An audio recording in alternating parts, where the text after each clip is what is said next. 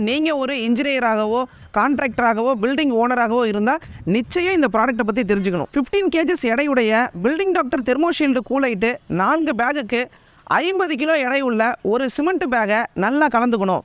இந்த ப்ராடக்ட்டில் இருக்கக்கூடிய பெரிய அட்வான்டேஜஸ் என்னென்னா, இதுக்கு மணல் ஜல்லி எதுவுமே தேவை கிடையாது. இந்த 2 ப்ராடக்ட்டை மட்டும் ஆட் பண்ணிக்கிட்டால் போதும்.